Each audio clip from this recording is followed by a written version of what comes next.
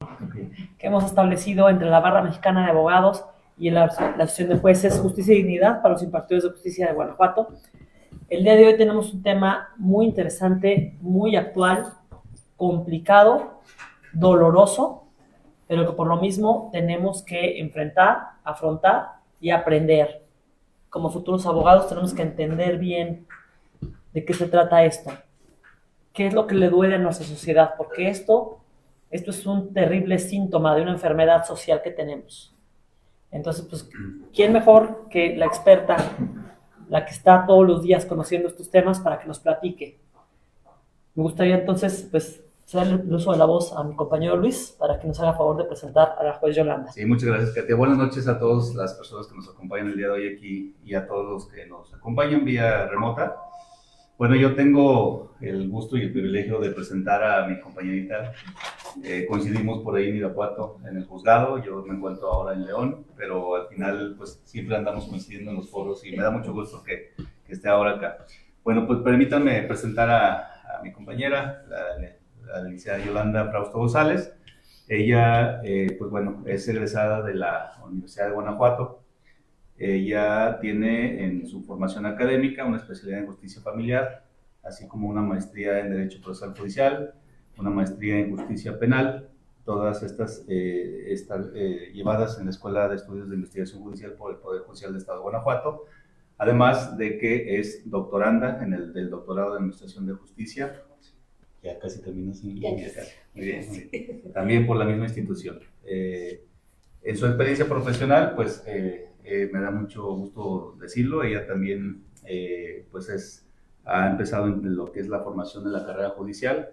Todos los nombramientos que tiene ella pues ha sido por oposición, desde la actuaría como secretaria de Juzgado Penal desde el 2009 al 2010, secretaria de Sala Penal en el Supremo Tribunal de Justicia de noviembre de 2010 a enero del 2016, jueza penal de partido de enero de 2016 también, y actualmente pues jueza del sistema penal acusatorio en el estado de Guanajuato desde enero del 2017.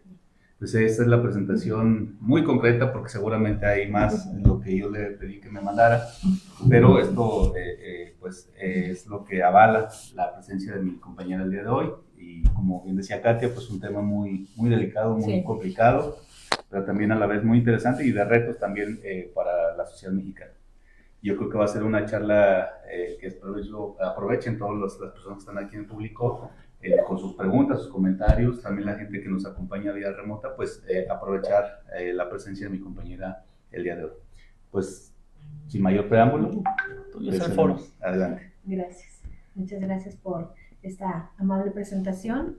Gracias por la creación de estos foros y la posibilidad de compartir estos temas, por la invitación a la Barra Mexicana de Abogados, a mis compañeros de la Asociación de Jueces, a los presentes, tanto aquí en este espacio como los que nos acompañan a través de medios tecnológicos, pues el interés para que podamos charlar sobre estos temas. Este tema que efectivamente es un tema doloroso, es un tema complejo, es un tema incluso que se cuestiona todavía el porqué de su tipificación.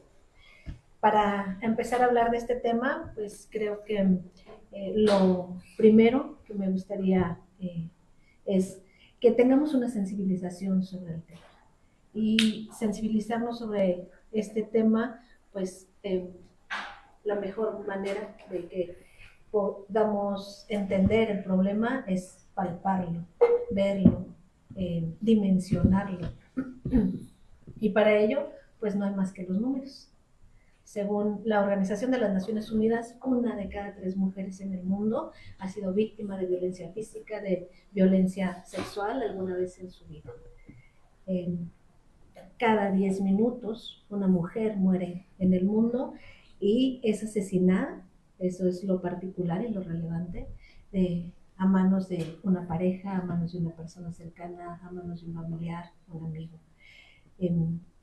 Estos datos, que son duros, pues han llevado a catalogar esta violencia en contra de las mujeres como una violación grave a los derechos humanos. Y es importante tener cercanía con estos números porque solamente así dimensionamos el problema. En México, pues esta situación que a nivel global se puede advertir no es diferente. Según datos del INEGI, el 70.1% de las mujeres mayores de 15 años han sido víctimas de algún tipo de violencia en su vida. Y de acuerdo al Instituto para la Economía y la Paz, el índice de paz en México revela que este tipo de violencias en contra de las mujeres, pues lejos de reducirse en sus índices han ido a la alza. En el año 2022 se registraron 3.755 asesinatos de mujeres en México. En promedio, 10.28 asesinatos de mujeres por día. De manera que pues el problema es grave. Este problema también se refleja en el número de desapariciones de mujeres.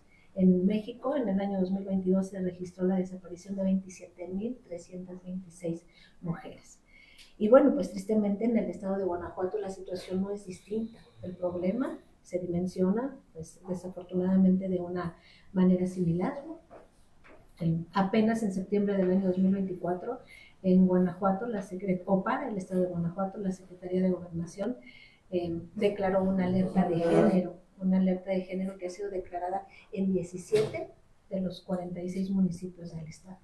Esta alerta de género, que además pues no es una situación desafortunadamente tampoco particular en el estado de Guanajuato, sino que ha sido una alerta de género que ha sido declarada en 25 de los 32 estados de México. Eso refleja que es verdaderamente un problema alarmante.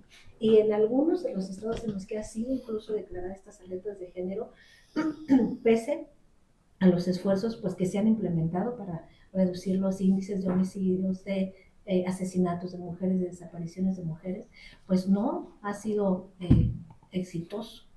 Se han declarado incluso segundas alertas de género en un mismo estado. De manera que pues, las estadísticas nacionales e internacionales, estos números que son rudos, pues es lo que nos permite dimensionar el fenómeno. Revelan pues que la violencia en contra de las mujeres, la violencia en contra de las adolescentes, las niñas, es un fenómeno verdaderamente grave, un fenómeno verdaderamente alarmante. Igualmente de alarmante también son los índices de impunidad, si es que los comenzáramos a revisar. El índice de impunidad en el caso de las violencias en contra de las mujeres pues es elevadísimo.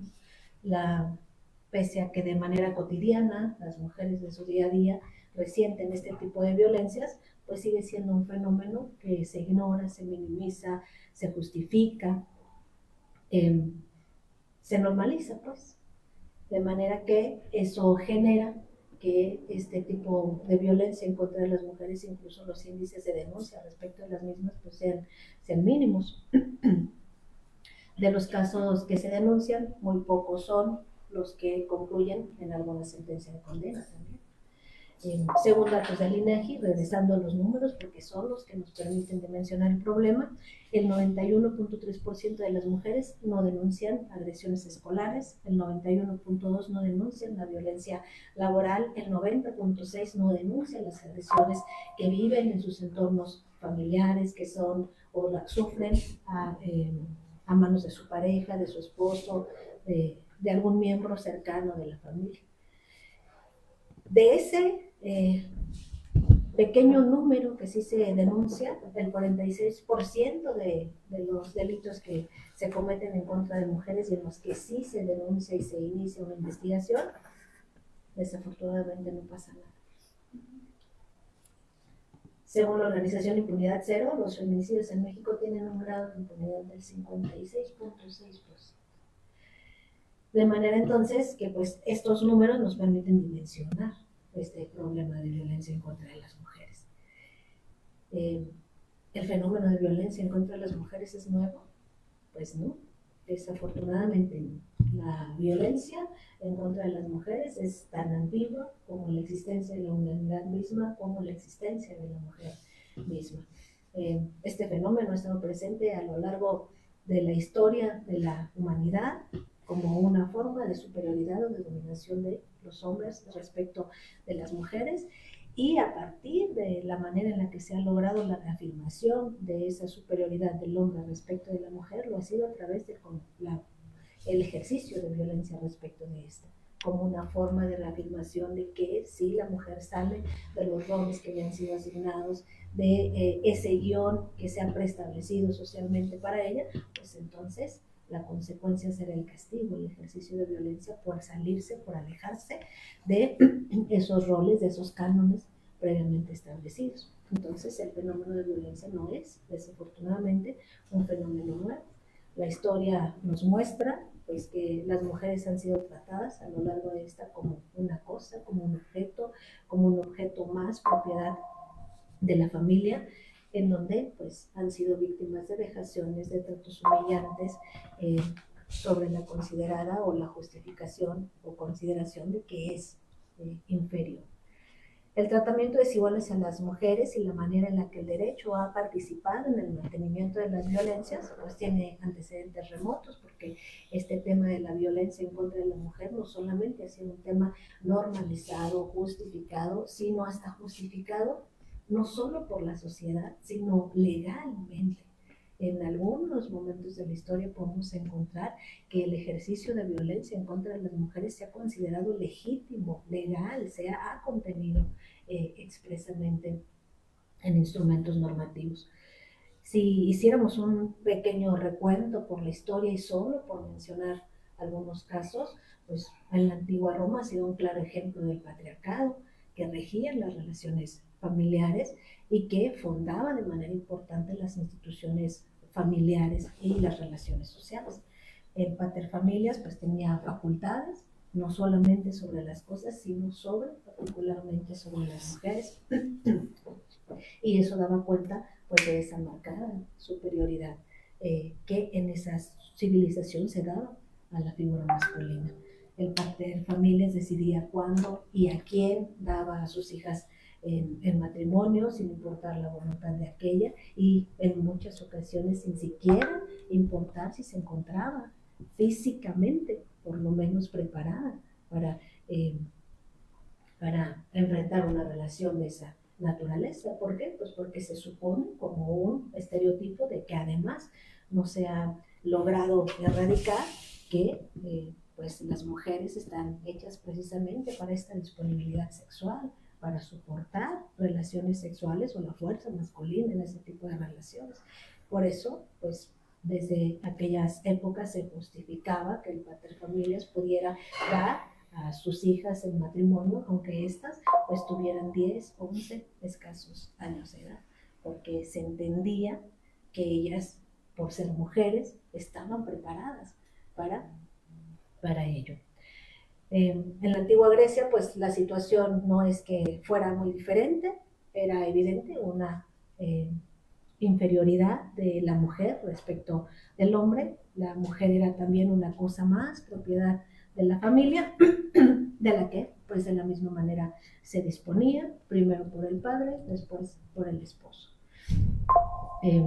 Siempre debía estar la mujer bajo la tutela del hombre, no podía quedar soltera, incluso hay datos de infanticidios justificados de niñas ante las situaciones en las que el padre no pudiera pagar la dote para sus matrimonios. ¿Por qué? Pues porque esa era la única justificación de la existencia de la mujer, que pudiera ser dada en matrimonio. Y si esa dote no podía pagarse, pues entonces justificado estaba que se le privara incluso de la vida. De manera entonces pues que este fenómeno de violencia no es nuevo y no ha cambiado a lo largo de la historia. En la Edad Media las cosas no cambiaron. La Edad Media se caracterizó por ser una época violenta y pues esa misma violencia esa misma violencia hacia las mujeres fue lo que caracterizó esta época. La aplicación de la ley dependía de si del sexo de las personas, de si se era hombre, de si se era mujer, y aun cuando se reconocían figuras delictivas que podían cometerse en contra de las mujeres, pues también se da cuenta de que las sanciones se imponían no por el reconocer dignidad en las mujeres, sino por el agravio que se causaba a sus padres o a sus esposos por las agresiones a las mujeres. Entonces no es que se buscara, incluso en la tipificación de algunas figuras en las que la víctima era una mujer, pues resarcir a la mujer o proteger a la mujer, sino más bien proteger o el agravio causado a quienes aquellas le pertenecían en propiedad. En los siglos XIV y XVII, pues tuvo lugar lo que se conoce como la persecución o la muerte de las mujeres brujas. ¿Qué era esto? Pues era un fenómeno que se presentó y a partir del cual se buscaba reprimir a las mujeres que salían pues de estos cánones establecidos ya para su sexo, y cuando no cumplían con esos cánones, cuando no cumplían con esos roles, pues entonces estaba justificado encarcelarlas, matarlas, someterlas a tratamientos crueles, incluso hacerlos públicos, sus decapitaciones, someterlas a la hoguera. Las ejecuciones eran públicas precisamente con una finalidad muy clara: ejemplificar lo que pasaba con esas endemoniadas mujeres que salían de los roles que se tenían establecidos para ellas, que se atrevían a salir de aquellos cánones que pues la sociedad, la cultura en su momento tenía para ellas. Podemos decir pues entonces que el fenómeno de la violencia es un fenómeno universal, atemporal, del que pues está presente en todos los rincones del mundo y desafortunadamente en algunos casos de maneras más graves que en otros. Ha estado presente en todo tiempo, en todo espacio, y pues se infiltra en todas las sociedades, cualquiera que sea su grado de desarrollo. En el caso de la violencia como en contra de la mujer, pues está presente sin importar el grado de educación, sin importar la clase social, sin importar el nivel de desarrollo de las sociedades o las culturas. Por eso, pues, el fenómeno de la mujer, de la violencia en contra de la mujer, no es un fenómeno nuevo, pero lo que sí es nuevo es el interés que se ha mostrado para buscar reconocerle como un fenómeno que vulnera gravemente derechos de las mujeres y buscar, por supuesto, erradicar ese fenómeno. Pese a que la violencia ha estado presente a lo largo de la historia, es normalizada, imperceptible, consuetudinaria, incluso, como lo he dicho, pues ha formado parte de las legislaciones. Se ha considerado incluso legal el ejercer violencia en contra de las mujeres. Ha sido pues apenas a mediados del siglo pasado que se han iniciado esfuerzos precisamente para identificar, reconocer e intentar erradicar este fenómeno. Fue apenas a mediados del siglo XX, el siglo pasado, en el contexto del fin de la Segunda Guerra Mundial, cuando surgió un interés global en reconocer un marco mínimo de derechos de las personas. Este marco mínimo de derechos de las personas que debían ser respetados con finalidades de que no se repitieran las atrocidades que ocurrieron con aquellos conflictos bélicos. Surgieron entonces organismos internacionales, la Organización de las Naciones Unidas, con la firma de la Carta de las Naciones Unidas, que tenía, pues sí, como finalidad restablecer la paz mundial, pero también lograr el reconocimiento de que hay un marco mínimo de derechos de los que las personas somos titulares, y que este marco mínimo de derechos pues debía restablecerse y debía respetarse. Así surgió la Declaración Universal de los Derechos Humanos, en la que pues por primera ocasión se buscó incluir o hacer referencia ya no solamente a los derechos del hombre, sino se amplió el concepto y entonces ahora se empezó a hablar de derechos humanos, de derechos de las personas, utilizando pues en sustitución de la palabra hombre como una forma de reafirmar que las mujeres también son titulares de esos derechos, pues empezar a corregir, por decirlo de alguna manera, el lenguaje empleado que de cierta manera limitaba el acceso a esos derechos precisamente para los hombres. En 1946 fue fundada la Comisión Jurídica y Social de la Mujer, y esta comisión tenía una finalidad específica. Se surgió como un organismo internacional con finalidad de investigar sobre este fenómeno de la mujer, de indagar y de recabar datos que permitieran hacer palpable la existencia de ese problema, y a partir de la información que se obtuviera, pues confirmar que no se trataba de un fenómeno aislado, que era un fenómeno global, que estaba presente en todas las latitudes. E identificado una vez el problema, con la claridad que la información se obtuvo, pues buscar que se reconociera como un fenómeno, y también buscar pues cuáles eran los instrumentos de los que se podía hacer o echar mano para lograr erradicarlo.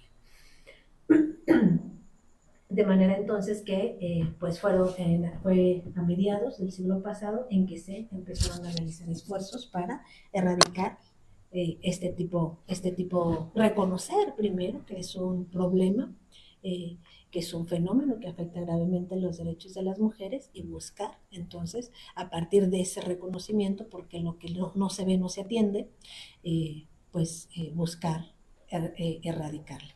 A partir de esa época entonces comenzaron movimientos, convenciones de organismos internacionales con finalidades de crear instrumentos que permitieran atender y erradicar este problema. El 7 de noviembre de 1967 se proclamó la Declaración sobre la Eliminación de la Discriminación en contra de la Mujer, y a partir de la cual pues empezaba a establecerse la necesidad de adoptar medidas que permitieran eliminar pues estas costumbres respecto de la perpetuación de este fenómeno estructural que mantiene a la mujer en una condición inferior, y por ello en un trato desigual respecto del hombre. El 18 de diciembre de 1979, pues también la ONU aprobó la Convención sobre la Eliminación de todas las formas de discriminación en contra de la mujer, conocida como la CEDAW, que se constituye en un instrumento pues que ya ahora sí tiene fuerza vinculante, y a través del cual los estados se obligaban a aportar o adoptar medidas necesarias para eliminar la discriminación de la mujer en el ámbito político, social, económico, cultural. Se trató este instrumento pues de un instrumento a partir del cual se reconoció que, a pesar de que existían ya instrumentos internacionales que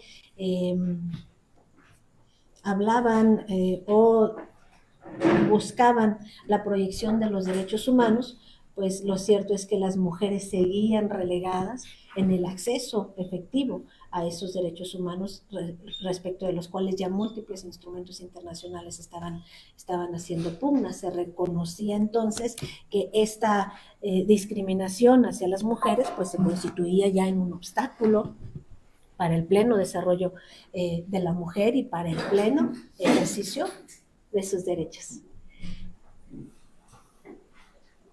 De manera entonces que a partir de este instrumento se señala, pues es necesario que los estados empezaran a tomar parte, precisamente con finalidades de modificar patrones socioculturales, porque es ahí, en esos patrones socioculturales que han regido la conducta de los hombres y de las mujeres, pues los que no han permitido precisamente superar o eliminar esos prejuicios, esas prácticas basadas en la inferioridad de unas y la superioridad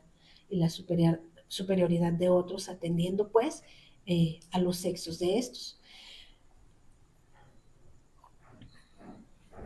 La Declaración sobre la Eliminación de la Violencia en contra de la Mujer, pues surgida en 1993, ya surge como un instrumento directamente dirigido a reconocer este problema.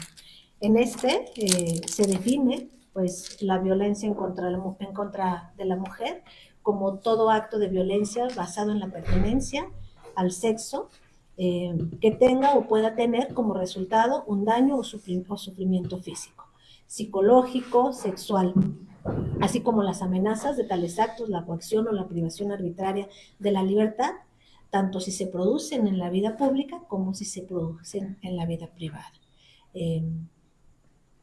Se establece ya desde este instrumento que la violencia en contra de la mujer abarca pues diferentes tipos y también diferentes modalidades: violencia física, violencia sexual, violencia psicológica y diferentes modalidades, porque se puede presentar en diferentes ámbitos, en el ámbito familiar, en el escolar, en el ámbito laboral, aun cuando sí se identifica una preeminencia de la presencia de este tipo de violencias en contra de las mujeres, precisamente en sus entornos más íntimos, al interior de la familia, al interior del hogar, y perpetrada precisamente por las personas cercanas, por miembros de la familia, por sus parejas, por sus esposos.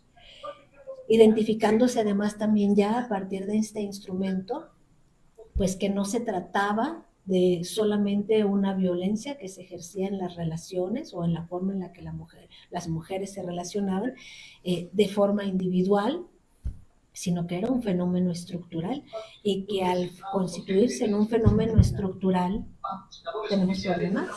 ¿Alguien está con un micrófono abierto? Les pido cerrar su micrófono, por favor. Gracias. Gracias. Y que, bueno, pues empieza a reconocerse incluso que es una violencia que es tan normalizada, tan cotidiana en contra de las mujeres, tan imperceptible, tan invisibilizada, que eso suponía incluso la tolerancia y la perpetuación por parte del propio Estado, por parte de las propias autoridades respecto de la misma, porque al ser precisamente un fenómeno que se normaliza, que se invisibiliza, pues no existe una reacción estatal para intentar prevenirla, contenerla, erradicarla. Y por ello, pues fue que los primeros esfuerzos mundiales para abatir esta desigualdad y este fenómeno de violencia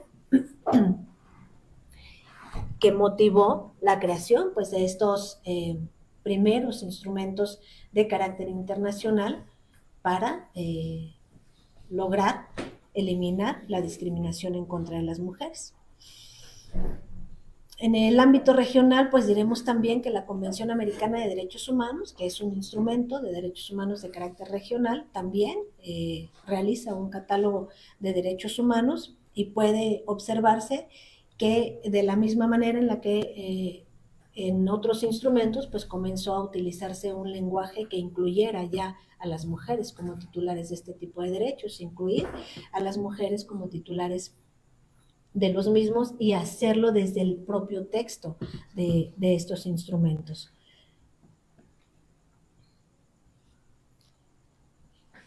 Una vez que se aprueba la Convención Interamericana para prevenir, sancionar, erradicar la violencia en contra de la mujer, conocida como la Convención Belém do Pará, con ello surge el primer instrumento internacional de carácter vinculante, y que ya no solo hacía referencia a la discriminación o esta situación de desigualdad de las mujeres, sino como un instrumento directamente que directamente reconoce y nombra la violencia en contra de las mujeres pues como un fenómeno grave y de afectación mundial.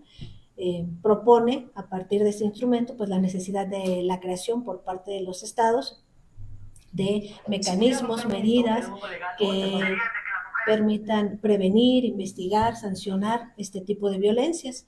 Se convierte entonces esta convención pues en el primer instrumento regional de gran importancia, porque por un lado es vinculante y por otro lado reconoce abiertamente la necesidad de identificar el problema y de buscar erradicarlo.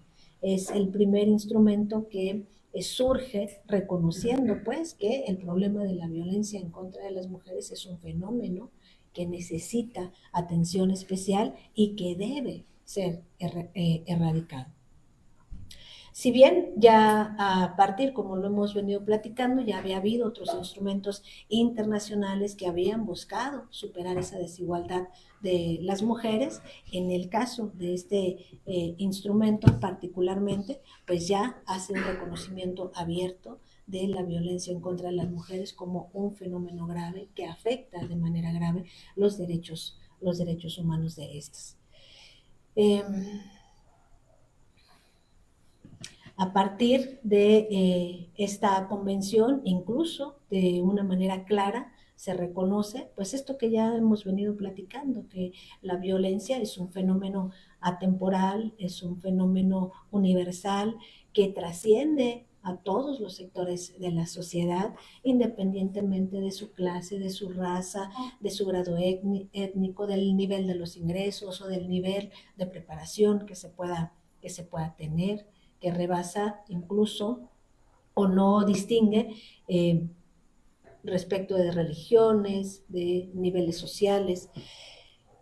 Dentro de los aportes más importantes que con esta convención de Belém do Pará se realizan, pues se encuentra la definición de violencia contra las mujeres, como ya lo mencionaba, definiéndola como cualquier acción o conducta basada en su género que cause la muerte, daño o sufrimientos físicos, sexuales, psicológicos a la mujer y que pueda desplegarse tanto en el ámbito público como en el ámbito privado. Se identifican estas diferentes formas de violencia y por primera vez también se reconoce que la mujer tiene derecho a una vida libre de violencia.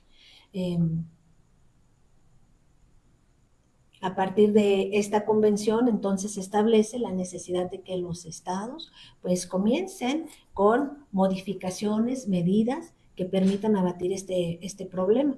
Se destacan la modificaciones legislativas necesarias para prevenir, para sancionar, para erradicar la violencia en contra de la mujer, pero no solamente eso, sino la modificación de prácticas consuetudinarias que permiten pues la perpetuación de este tipo de violencias, la perpetuación de estereotipos, de prejuicios, de costumbres basadas precisamente en estos papeles estereotipados que la sociedad ha creado para los hombres y para las mujeres y que de cierta manera pues han legitimado el despliegue de la violencia en contra de estas. ¿Por qué hablamos de todo esto? Pues porque es importante dimensionar el problema.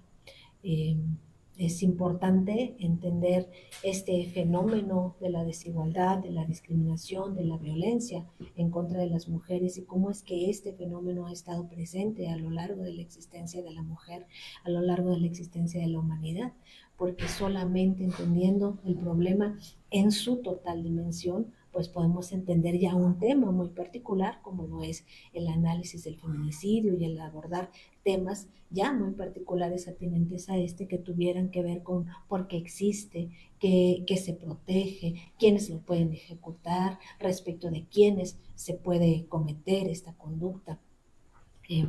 Este breve resumen permite mostrar pues que este fenómeno ha estado presente a lo largo de la historia y que por estar tan arraigado, porque sí ha estado presente a lo largo de la historia de la humanidad, pues está arraigado, diciéndolo sencillamente hasta los huesos, que por eso es tan difícil identificarle y por eso es tan difícil erradicarle. El reconocimiento de esta realidad global que viven las mujeres ha llevado pues a la elaboración de todos estos instrumentos de los que brevemente, muy brevemente por supuesto, se han tocado como acciones pues que los estados firmantes han buscado asumir para responsabilizarse y a su vez adquirir compromisos en aras de buscar erradicar este fenómeno.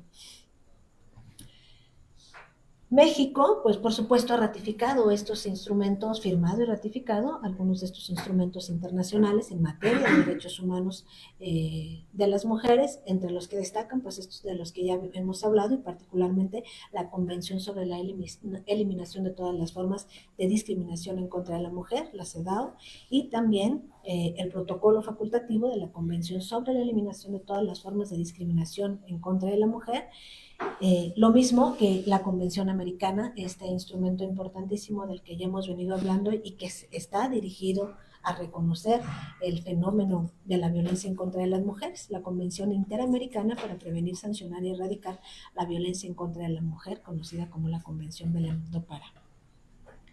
Por supuesto que con la suscripción y la ratificación de estos instrumentos por parte del Estado mexicano, pues se han adquirido obligaciones.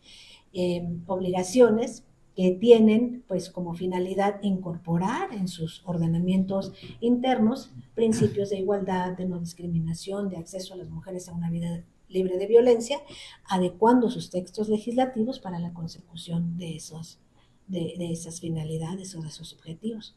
Pero por supuesto las obligaciones estatales con la suscripción y la ratificación de estos instrumentos internacionales no pueden traducirse simplemente en una modificación legislativa o en una modificación de los textos legales. Tiene que venir acompañada pues de medidas que permitan de una manera efectiva generar modificaciones en las construcciones socioculturales que son pues el origen del problema del que venimos platicando. Con la finalidad de cumplir con estos compromisos por parte del Estado mexicano, por supuesto, se han hecho múltiples adecuaciones legales, realizando modificaciones constitucionales, incorporando en la Constitución, en el texto de esta, pues los principios de no discriminación, los principios de igualdad entre hombres y mujeres, promoviendo la igualdad sustantiva, entendida pues como el ejercicio efectivo de los derechos de las mujeres, no solamente su contemplación legal, sino que se permita a través de los propios instrumentos garantizar que se acceda efectivamente por parte de las mujeres a el goce efectivo de sus derechos, dentro de estos, por supuesto, el derecho a vivir a una vida libre de violencia. Se han emitido leyes específicas en aras de cumplir con estas obligaciones internacionales, y una de estas, pues por supuesto, es la Ley General de Acceso a las Mujeres a una Vida Libre de Violencia del año 2007. En la Ley General de Acceso a las Mujeres a una Vida Libre de Violencia, pues ha tenido como principal propósito la coordinación de los 3 niveles de gobierno con finalidades de prevenir, sancionar y erradicar este tipo de violencia en contra de las mujeres, pero además, por supuesto, también establecer desde la legislación principios que garanticen el acceso de las mujeres a esta vida en condiciones de igualdad y no discriminación. Contempla esta ley de acceso a las mujeres a una vida libre de violencia, pues no solamente estos principios, sino mecanismos que permiten hacerlo efectivo, contempla medidas o órdenes de protección ante la existencia de riesgos a la vida, la integridad, la libertad de las mujeres, como mecanismos de protección urgentes cuando éstas se ven en riesgo.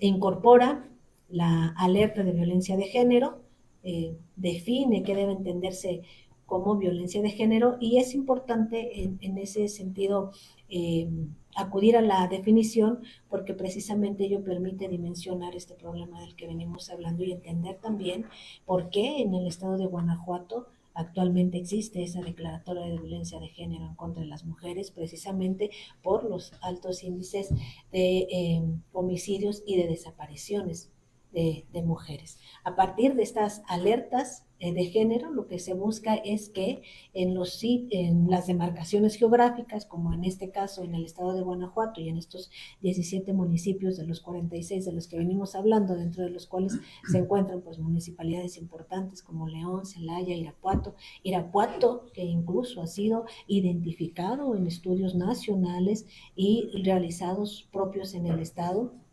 basados en números, en datos estadísticos, incluso como el municipio de mayor incidencia en este tipo de delitos en contra de las mujeres, de muertes o asesinatos y desapariciones en contra de las mujeres.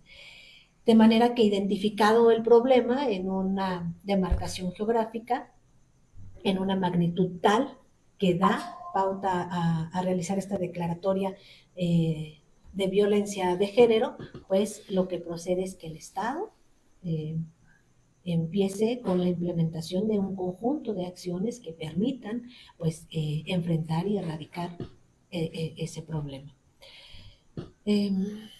Ha habido entonces avances, pues, si miramos un poquito a este breve resumen, pues por supuesto que ha habido avances en este tema, principalmente de carácter legislativo, estas modificaciones constitucionales, la creación de legislaciones específicas para combatir este tipo de violencia, pero pues también es de reconocerse con toda claridad que pues no es que se hayan hecho ya todos los esfuerzos o se haya realizado todo ya lo necesario para combatir este tipo de violencia. México, ya hemos visto, pues ha suscrito, ratificado instrumentos de carácter internacional que tienen como fines específicos el respeto de los derechos de las mujeres. Sin embargo, y ha implementado acciones, estas de carácter preponderantemente legislativo, pero pues lo relevante de la suscripción de instrumentos internacionales de ese tipo no es solamente adecuar o realizar modificaciones legislativas, sino buscar o establecer mecanismos, adoptar medidas que permitan verdaderamente abatir el origen del problema, que permitan modificar esos constructos sociales que son el origen de las violencias en contra de las mujeres.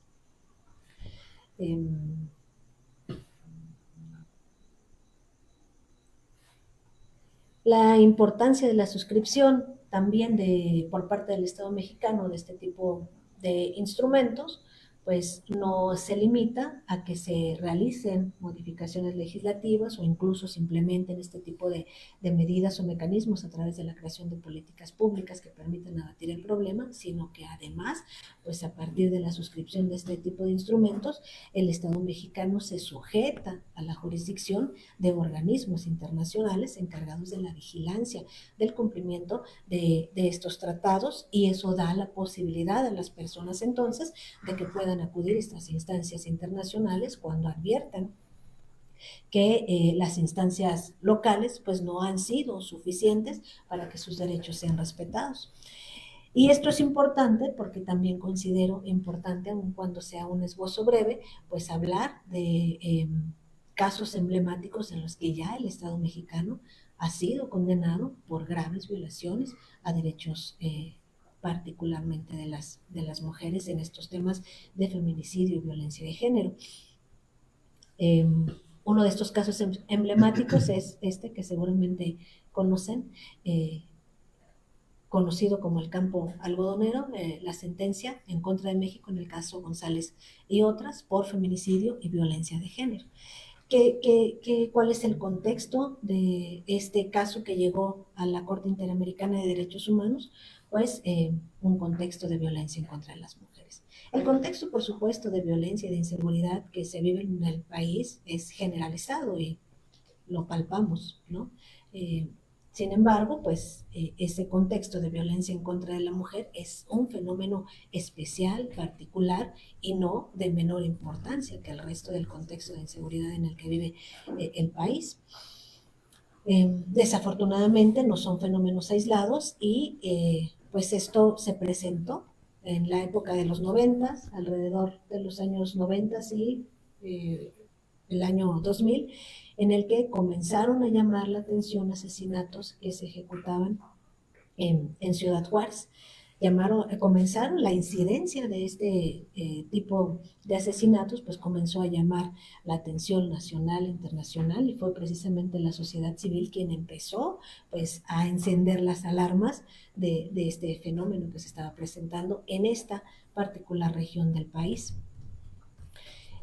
Ante las altas incidencias de asesinatos de mujeres ocurridos en el periodo de junio a diciembre de 1996 y durante 1997, alrededor de 36 asesinatos, pues se generaron en un primer momento quejas ante instrumentos u organismos protectores de derechos humanos en el ámbito interno, la Comisión Nacional de Derechos Humanos, y se generaron incluso recomendaciones por parte de este organismo frente al tratamiento que se estaba dando a este fenómeno que, regionalizado, particularmente en Ciudad Juárez. Porque respecto, se advertía por ya la Comisión Nacional de Derechos Humanos, pues que había un común denominador en este fenómeno, no solo la presencia de los asesinatos de las mujeres en condiciones muy particulares, sino también la reacción del Estado frente a ese fenómeno. Como es que pues había un desdén de la autoridad para la investigación incluso de esos asesinatos, cómo es que las investigaciones iniciadas por los mismos, pues había falta de diligencia, estaban plagadas de errores, no contenían dictámenes periciales que eran indispensables. En muchos incluso, pues lo único que se contenía en esas investigaciones era la denuncia de la desaparición de la persona y en la que pues ya no se hacía nada por la autoridad investigadora hasta que se localizaba el cuerpo de las mujeres ya sin vida. Entonces era no solamente el fenómeno de la violencia en contra de la mujer que se estaba advirtiendo, sino la respuesta que el Estado estaba dando a ese fenómeno, minimizándolo, desdeñándolo, ignorándolo, precisamente, pues esto puede advertirse en el desdén de las investigaciones de los mismos. Y esto fue pues lo que generó recomendaciones por parte de la Comisión Nacional de Derechos Humanos para que se atendiera esas investigaciones. En términos generales, se actuara con mayor diligencia, se realizara la investigación de los mismos, se iniciaran acciones de búsqueda respecto de las mujeres desaparecidas. Sin embargo, pues la situación no cambió, se mantuvo. Y eso fue entonces lo que ante la continuación de este tipo de eventos, pues dio lugar a que en el contexto de estos asesinatos, desapariciones y asesinatos de mujeres, pues el asunto llegara a la Corte Interamericana de Derechos Humanos. Fue precisamente por la denuncia realizada por las madres de particularmente 3 mujeres que fueran desaparecidas y después hallados sus cuerpos ya sin vida. En este contexto que motivó o se llevó en esta denuncia primero ante la Comisión Interamericana de Derechos Humanos y que después la Comisión Interamericana de Derechos Humanos encontró meritorio presentar el asunto y acusar al Estado mexicano, pedirse sancionar al Estado mexicano precisamente por la violación de los derechos en contra de las mujeres. Las demandas que las peticionarias hacían, pues era con motivo de las desapariciones de sus hijas, ocurridos entre el 6 de noviembre del año 2021. Se aducía la falta de medidas de protección para las víctimas, la falta de prevención de los crímenes, pese a que pues no era un fenómeno nuevo, porque antecedían a la desaparición y el asesinato de estas mujeres, pues ya un número importante de casos similares, la falta de debida diligencia en la realización de las investigaciones de estos asesinatos y la denegación de la justicia y la reparación adecuada para las víctimas. Finalmente, pues la Corte Interamericana de Derechos Humanos condenó al Estado mexicano, habiéndolo encontrado, sí, responsable de violaciones de derechos respecto de estas víctimas. Y esta sentencia es emblemática y es importante porque la Corte Interamericana, al reconocer que se había realizado, que el Estado había incurrido en esta violación de derechos para las víctimas y los familiares de las víctimas, pues en la condena que realiza el Estado mexicano, en esas condenas de reparación que se realiza el Estado mexicano, no se limita a la reparación o a condenar al Estado mexicano a la reparación de las víctimas, de los derechos violados a las víctimas directas, ni a los derechos violados de las víctimas indirectas o de los familiares de estas, sino que condenaba al Estado mexicano en esas reparaciones, pues a establecer mecanismos de no repetición de ese tipo de violencias y que se implementaran medidas no solamente para atender el fenómeno presentado con estas 3 víctimas y sus familiares, sino que se atendiera como un fenómeno o una problemática identificada en el Estado mexicano y que el Estado mexicano tomara medidas para precisamente prevenir, investigar, sancionar, erradicar esta violencia en contra de las mujeres. En el ámbito universal, pues también ha habido un particular asunto en el tema de violaciones a derechos de las mujeres que ha llegado al Sistema Universal de Derechos Humanos y que generó pues esta comunicación 75/2014, que también tiene que ver con el asesinato de una mujer. En este caso, pues se trata del asesinato de Pilar Argüello, que ocurrió en el estado de Veracruz, en el que su cuerpo pues, fue encontrado en un lugar público, presentaba indicios, lesiones degradantes y huellas de violencia sexual. Y respecto de estos hechos, pues sí se realizó el procesamiento y el juzgamiento de una persona a la que finalmente se absolvió. Se negó el acceso a recursos en el orden interno y por ello pues se presenta este asunto ante el Sistema Universal de Derechos Humanos, que termina pues con la emisión de recomendaciones al Estado mexicano, precisamente pues en un tono similar a aquel en el que se condenó al Estado mexicano por la Corte Interamericana, con el fin de identificar y eliminar los obstáculos que de hecho incluso impiden el acceso a la justicia en este tipo de asuntos, a la investigación adecuada del delito y a la identificación de quien lo hubiere ejecutado. Son casos importantes en los que el Estado mexicano ha sido condenado por este tipo de violaciones y respecto de los cuales pues también desafortunadamente el Estado mexicano pues ya más de una década de las condenas de la que ha sido objeto en el caso de la Corte Interamericana, pues ni siquiera se ha podido dar total cumplimiento. Dentro de las condenas que se hicieron en el Estado mexicano en aquella sentencia conocida como el campo algodonero, pues era la investigación y la identificación de los responsables de aquellas muertes. Y respecto de estos, pues al día de hoy, aun cuando en uno u otro dos casos ha resultado el procesamiento de alguna persona, no hay condenas a los autores de aquellos hechos. De manera entonces que, pues aun cuando esas condenas existen, no se ha podido por parte del Estado mexicano dar una respuesta efectiva o un cumplimiento efectivo sobre ello. Todo este preámbulo, pues lo mencionaba, es con la finalidad de identificar la importancia de reconocer la violencia en contra de las mujeres, dentro de estas, por supuesto, el feminicidio como una forma extrema e irreversible de violencia en contra de estas, que tiene su origen en este fenómeno sociocultural del que venimos hablando, en la existencia de estas prácticas que se imponen por la propia sociedad y que perpetúan el ejercicio de violencia en contra de las mujeres.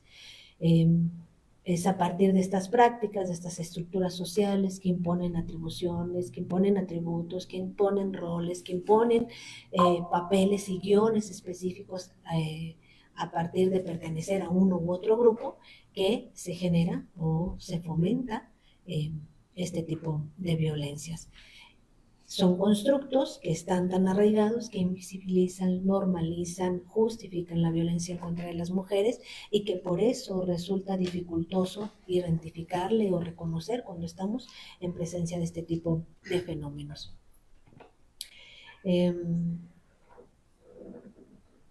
Eso es importante entenderlo para entender el fenómeno del feminicidio, porque resulta necesario entender que el feminicidio, como esta forma extrema de violencia en contra de las mujeres, pues forma parte de o comprende este fenómeno de discriminación estructural en la que vivimos y que está tan arraigada, pues que cuesta identificarla.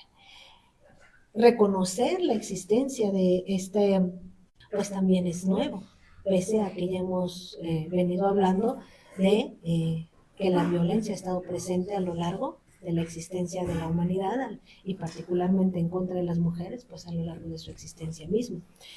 El feminicidio, para que pues dimensionemos lo nuevo que es el tratamiento de ha sido incluido en el diccionario de la Real Academia de la Lengua Española apenas en octubre del año 2014, una definición como tal de feminicidio, lo que nos habla de lo nuevo de su definición frente a lo histórico de este fenómeno.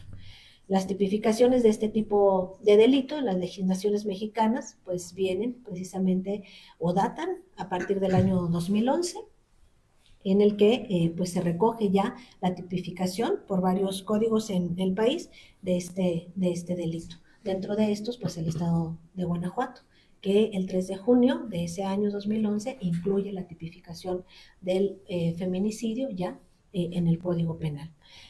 Si consideramos esto, pues estamos hablando de alrededor de 15 años. Es entonces un reconocimiento a partir de la inclusión de una conducta que amerita la intervención penal, pues relativamente nueva. ¿Cuándo habrá feminicidio? Pues cuando la víctima del homicidio sea una mujer. Y particularmente en esa descripción que se hizo inicialmente en el estado de Guanajuato, la definición se limitaba a establecer que habría feminicidio cuando la víctima del homicidio fuera una mujer y fuera incomunicada, violentada sexualmente, vejada o mutilada, o haya existido violencia familiar del activo en contra de ella. Si analizamos esta descripción, que se incluyó en el Código Penal del Estado en aquella anualidad del 2011, con las modificaciones que se realizaron a partir del año 2013, incluso las que se han realizado recientemente en el Código Penal, en el caso del feminicidio, pues se ha modificado ampliamente. Pero pues es importante relacionar que es algo, o la tipificación del feminicidio, pues es algo relativamente nuevo. Y es algo relativamente nuevo porque volvemos a lo mismo. Es algo que se sigue incluso cuestionando todavía si es necesario que esté tipificado. Todavía se cuestiona si debe existir un tipo penal específico que sancione los asesinatos violentos de mujeres. Todavía se cuestiona por algunos sectores en torno a si es necesario sancionarlo, por qué no se sanciona de la misma manera la muerte de un hombre o la muerte de una mujer, el asesinato particularmente de un hombre o de una mujer. Se cuestiona a partir de argumentos como, pues, ¿acaso la vida de la mujer vale más que la vida de los hombres? Eso es lo que suele cuestionarse cuando se habla de si es necesario que exista o se incluya esta figura en los códigos penales. Hay quienes incluso aducen que hay una discriminación para los hombres por la creación de esta figura específica relativa al asesinato o las muertes violentas de las mujeres. Se considera que no es necesario que exista un delito especial que pudiera considerarse solo como una circunstancia agravante cuando se presente el homicidio de una mujer. Y por eso era importante todo este antecedente, porque para responder esos cuestionamientos es necesario entender que el feminicidio pues no se trata solamente de reconocer que existe la privación de una mujer, sino que la privación o la muerte violenta de la mujer se da en un contexto específico, precisamente en este contexto de prejuicios, de estereotipos de género,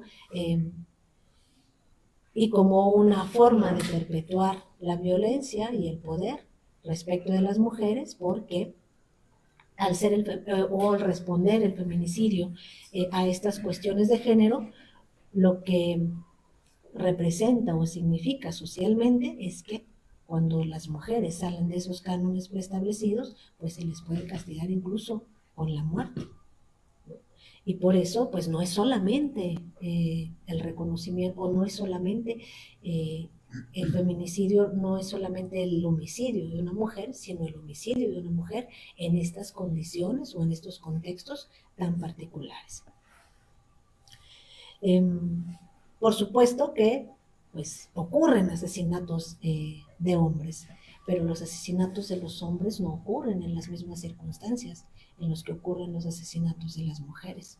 Incluso, y dejando fuera la privación de la vida de las personas por asuntos relativos o relacionados a la inseguridad actual que se vive en el país por la delincuencia organizada, si pudiéramos, si identificamos cuáles son las causas por las que fuera de esos casos se mata o se dan los asesinatos de los hombres, pues las causas o los contextos en los que estos se presentan son unos muy distintos a aquellos en los que se presentan los asesinatos de mujeres. Los asesinatos de los hombres, por supuesto, también están o se dan en estos contextos estereotipados, porque pues se presentan en riñas, con la utilización de armas, precisamente en contextos en los que el hombre busca en ese estereotipo de que es fuerte, de que es rudo, de que es superior, pues afianzar ese rol que la sociedad le ha dado y por ello pues pudiere este tipo de asesinatos en riñas no hacen más que explicar, pues precisamente que forman parte de la intervención de los hombres en este tipo de eventos basadas precisamente en estos estereotipos. Pero los asesinatos o las muertes violentas en contra de mujeres se dan en contextos totalmente diferentes. Los métodos que se suelen utilizar en el asesinato de mujeres son métodos más crueles, se les ahorca, se les estrangula, se les apuñala, se les quema, se les envenena. Hay una fuerte incidencia a que este tipo de asesinatos ocurran pues, en el hogar, que el agresor sea una persona cercana a la mujer, la pareja, el esposo, un familiar, un amigo. Hay diferencias pues en los contextos o situaciones en las que estos asesinatos de mujeres se presentan. Hay diferencias en las situaciones previas y posteriores que se presentan alrededor del asesinato, de la muerte de una mujer. Contextos relacionados con violencia sexual previo a matarle o situaciones particulares posteriores a que se les mata, desechar sus cuerpos, mutilarlos, de manera entonces que los asesinatos de los hombres y de las mujeres no se dan en los mismos contextos y por eso no pueden tratarse como un fenómeno igual, no puede hablarse de fenómenos equiparados. Y de ahí la justificación de que exista una tipificación específica cuando de asesinatos o muertes violentas de mujeres se habla. Por ello, pues es importante para responder todos esos cuestionamientos o argumentos que cuestionan el por qué se da un tratamiento especial a este tipo de muertes, pues conocer todo este antecedente, conocer todo el contexto en el que las mismas se presentan, porque solamente teniendo un adecuado entendimiento de ello podemos identificar la necesidad de que esta tipificación diferenciada exista. El feminicidio, decía, no se trata solo de la muerte o de producir la muerte de una mujer, sino de entender el fenómeno en el que se presenta. Este fenómeno estructural y que por ello pues, permitiría indicar que el feminicidio es un delito pluriofensivo porque no solamente afecta a la vida de la mujer, sino afecta o se produce en este contexto o situación de discriminación y desigualdad en contra de las mujeres. Es importante resaltar pues que aun cuando es un fenómeno nuevo y que se ha buscado reconocer apenas en las décadas anteriores, no es solamente una moda, no es solamente una respuesta a reclamos feministas, sino es una respuesta al reconocimiento de que las muertes violentas de las mujeres no ocurren en los mismos contextos en los que ocurren las muertes de los hombres y que son precisamente las diferencias culturales que subordinan a las mujeres, estos constructos sociales que subordinan a las mujeres, los que generan o en los que se tiene su origen este tipo de violencia. El feminicidio, por supuesto, no significa que la vida de las mujeres valga más que la vida de los hombres, y no implican que se sancione al varón solo por ser varón, ni tampoco que se sancione de una manera diferenciada o se proteja la vida de la mujer solo por ser mujer. El reconocimiento o la tipificación del feminicidio va mucho más allá. La creación de este tipo penal supone reconocer, como se viene diciendo, que las muertes de las mujeres, estas muertes violentas, se dan en un contexto de subordinación social que no es trasladable a los varones, porque todos estos constructos sociales, todos estos estereotipos de género, pues no son trasladables a los varones. A los varones, estos roles sociales que han sido construidos para las mujeres y que son el origen del tipo de violencias que en contra de estas se ejercen, incluidas el feminicidio, pues no son trasladables a los hombres, no son los mismos constructos sociales que exigen roles específicos o determinados respecto de aquellos. Es importante reconocer pues que no se trata de fenómenos aislados, sino un verdadero problema que debe ser atendido, porque deriva de un patrón de discriminación fuertemente arraigado en nuestras sociedades. México, pues como otros países en América, ha incluido este delito en sus códigos penales, y para la inclusión de este delito en sus códigos penales, pues se han encontrado varias problemáticas.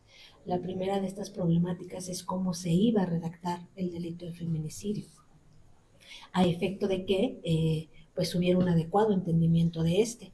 Inicialmente se proponían redacciones como: comete el delito de feminicidio quien por razones de género prive de la vida a una mujer, es decir, matar a una mujer por ser mujer. Sin embargo, esa redacción establecida de esta manera presentaba riesgos de que si estaba sujeto a la interpretación cuando se cometía un delito por razón de género o cuando se mataba a una mujer por ser mujer, pues se corría el riesgo o de que todo se incluyera como feminicidio, como razón de género, o que nada se considerara como una razón de género, que en mi consideración, derivado de nuestros constructos sociales, el mayor riesgo era precisamente esto.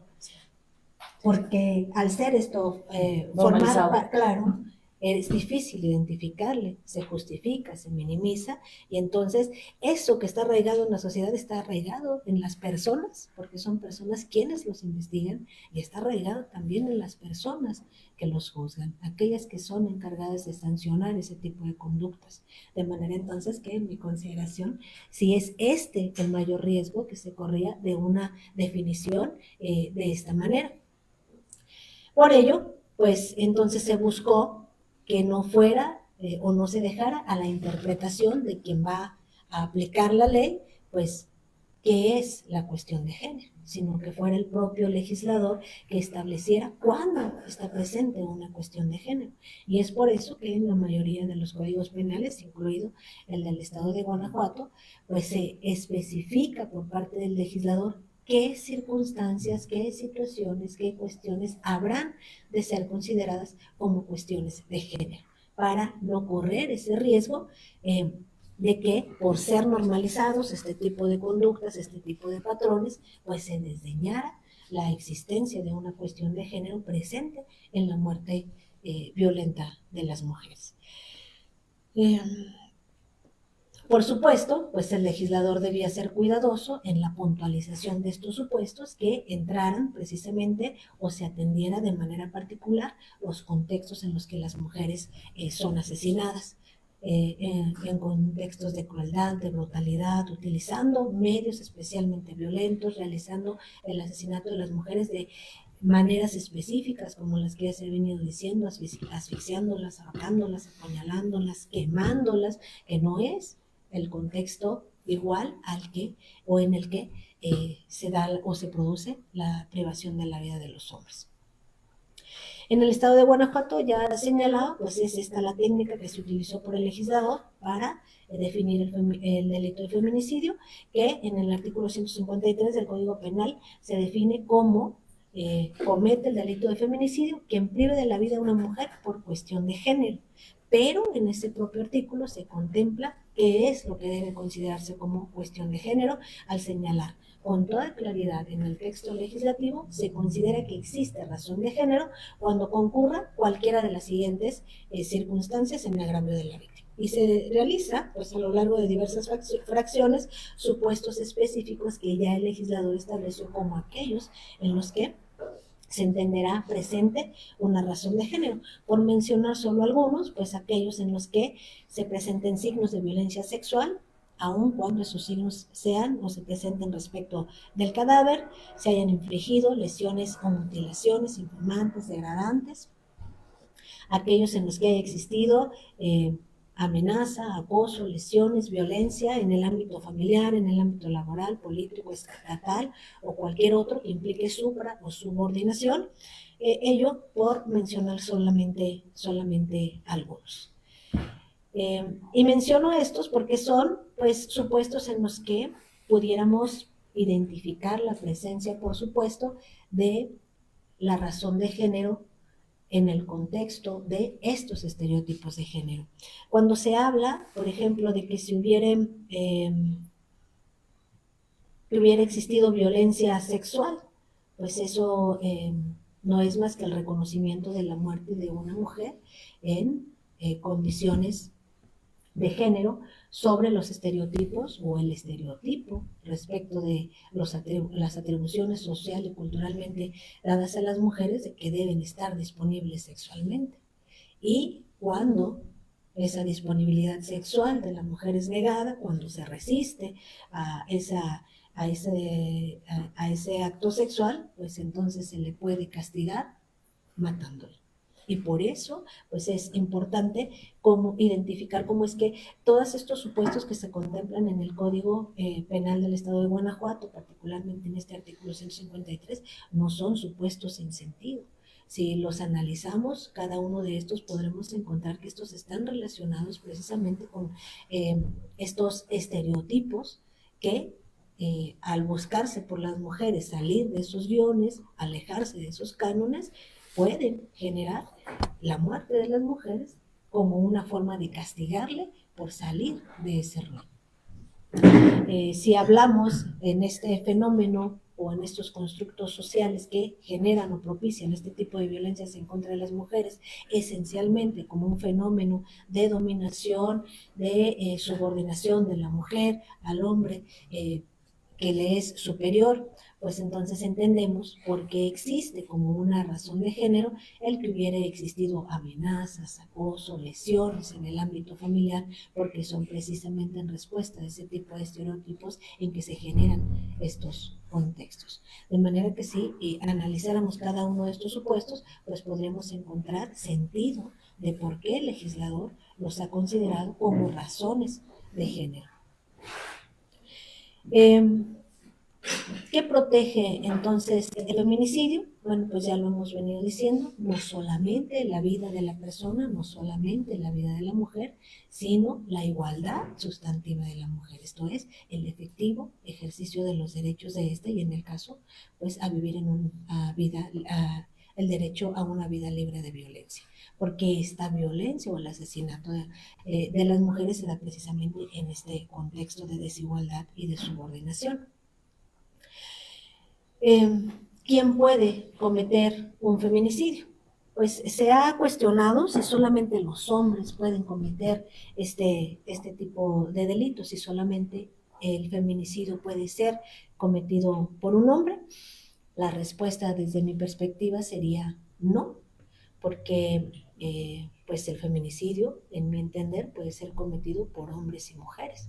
¿Por qué? Pues porque si entendemos que el fenómeno estructural, estos constructos sociales no son exclusivos de los hombres, sino que incluso si podemos identificar socialmente que las mujeres participan de forma activa en este tipo de constructos, pues podemos encontrar sentido entonces de que el castigar cuando se sale de esos cánones o de esos guiones preestablecidos para las mujeres, no puede pretenderse solamente por los hombres, sino incluso también por las mujeres que activamente participan en este tipo de constructos. Y bueno, pues a manera de ejemplo, solamente diríamos que dentro de estos estereotipos de género, pues se encuentra el estereotipo de la feminidad de las mujeres. Las mujeres deben ser femeninas.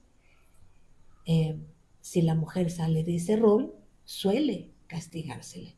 Por eso, pues cuando la mujer tiene preferencias distintas y, para ejemplificar, cuando una mujer puede cometer el delito de feminicidio, pues puede ser una situación como esta. Cuando una mujer mata a otra porque sale del estereotipo de la feminidad, porque no se ajusta a ese estereotipo o a esos atributos que socialmente le han sido establecidos. Otro entorno, pues existe el estereotipo de que las mujeres deben ser puras sexualmente. Si una mujer mata a otra mujer en un entorno en el que la mujer ejerce libremente su sexualidad o se desempeña en un trabajo sexual, pues una mujer puede matar a otra sobre ese o con base en ese estereotipo y entonces pues también cometer este delito de feminicidio. Por eso entendería que el delito de feminicidio no se limita o no es exclusivo en su ejecución de los hombres. ¿Quiénes pueden resentir este tipo de conductas? Bueno, pues el sujeto pasivo, quien resiente esta conducta, necesariamente y de acuerdo a lo que establece la propia legislación, tiene que ser una mujer. Pero pues entraríamos entonces en una pregunta importante. ¿Quién es una mujer? ¿Qué definimos como una mujer? Si fuéramos a una definición tradicional, pues entonces encontraríamos que esta estaría equiparada a las características o los atributos biológicos, cromosómicos, anatómicos, físicos de las personas atendiendo al sexo al que pertenece. Pero en la actualidad considero no podemos limitar el concepto de mujer pues a esta definición tan tradicional, porque no es una definición que responda al marco de derechos humanos en el que nos desarrollamos en la actualidad. Y por ello, pues considerar entonces que este delito de feminicidio, como incluso varios autores así lo abordan, puede ser cometido no solo en contra de una mujer, atendiendo a sus atributos biológicos, fisiológicos, anatómicos, sino también cuando haya, aunque estos atributos naturales, biológicos no estén presentes, una identidad de género o una identidad con, se identifique pues la persona como una mujer, cuando haya sido incluso legalmente reconocida ya como una mujer o cuando haya realizado ya transformaciones en su cuerpo acordes a la identidad con la que se identifica. Entonces es importante también en un entorno, en un contexto actual en el marco de los derechos humanos que son reconocidos, pues identificar que el concepto tradicional de mujer ya no responde a esos marcos actuales y que pretender entonces que el delito de feminicidio puede cometerse en contra de una mujer, entendida esta solo por cuanto a sus atributos naturales o biológicos, pues no respondería a nuestra realidad actual. ¿Cómo se comete el feminicidio o cuál es la forma de comisión del feminicidio? Bueno, pues en el feminicidio, y por eso todo el antecedente que se ha dado en esta charla, se comete en contextos de violencia de género. Lo que distingue el feminicidio o lo que distingue la muerte de mujeres y para no considerarlas como meros homicidios y que legitima en sí mismo la existencia de este delito especial, pues es evidentemente que quien lo comete sabe que está matando a una mujer, que quiere matarla y que lo hace por cuestiones de género, por una razón de género. Ello, pues, en las condiciones o bajo como condiciones elementales, pues, para encontrar la presencia del dolo en quien comete ese tipo de delitos, este tipo específico de delito, y por ello entender entonces que el feminicidio, por supuesto, no puede tener, como sí lo tiene o puede adoptar esa forma de comisión en el caso del homicidio, una comisión culposa. En el delito, en el caso del feminicidio, no puede ejecutarse culposamente. Necesariamente, necesario es la presencia de este dolo. Que se quiera, que se sepa que es una mujer, que se quiera matar a la mujer, que sea por esta razón de género. Lo que no debemos confundir con lo que en algunas ocasiones se ha pretendido identificar. No se necesita una intención específica o un dolo específico en quien ejecuta este delito. No se requiere una intención feminicida, identificada esta como el odio o la misoginia, porque si analizamos los contextos en los que se dan las muertes violentas de mujeres, podemos encontrar que muchas de estas no se dan porque se odia a la mujer. Al contrario, pareciere que el que lo ejecuta está o se relaciona o siente amor o pasión en contra de quien ejecuta ese acto. Analicemos los asesinatos de mujeres, estos que son los que mayormente se presentan en entornos familiares, en el hogar, en las relaciones de pareja, en las relaciones amorosas. Ahí no podemos hablar de que esté presente en quien lo ejecuta esa intención o ese odio en contra de la mujer. Al contrario, pareciera que hay amor, que hay pasión. Y por eso no debemos confundir el dolo, que es la forma de comisión de este delito de feminicidio, con una intención específica en quien ejecuta el hecho, como una intención feminicida, como un odio o la necesidad de identificar odio en quien lo ejecuta, porque eso no siempre está presente. Decía, se presenta incluso en estas relaciones en las que existe amor, existe pasión respecto de la persona en contra de la que se ejecuta, solo que estos homicidios o estas muertes violentas de mujeres responden pues también a estos estereotipos de género. El estereotipo de que pues tu pareja, tu esposa, tu novia, aquella persona con quien mantienes esa relación, pues es de tu propiedad, que las mujeres son de la propiedad de aquellas personas con las que se relacionan de esta manera afectiva. Y que entonces cuando quieren, porque en muchas ocasiones en estos contextos se presentan este tipo de asesinatos, cuando la mujer quiere terminar esa relación, cuando quiere irse del domicilio, cuando ya tiene otra pareja, pues saliendo de ese canon, de ese estereotipo, de la pertenencia a aquella persona con quien se relacionaba, se da la muerte. Y entonces, si limitáramos o si exigiéramos, más que limitar, exigir una intención específica, una intención de odio en quien ejecuta el delito, pues entonces estos asesinatos quedarían fuera. Por ello, sí considero importante diferenciar que aun cuando es una figura específicamente dolosa, no se requiere de una intención específica de odio y misoginia, sino el ejecutar este hecho en condiciones que pueden identificarse como razones de género, que es lo que se requiere únicamente para entender presente este dolo. Y creo que ya nos estamos rebasando de la hora, ¿verdad? Pero ha estado padrísimo. Lo podemos por el momento pausar ahí, tal vez tengamos oportunidad en algún otro momento de extender esta charla, pero sí ya es hora de concluirla por ahora. Pues primero que nada, muchísimas gracias.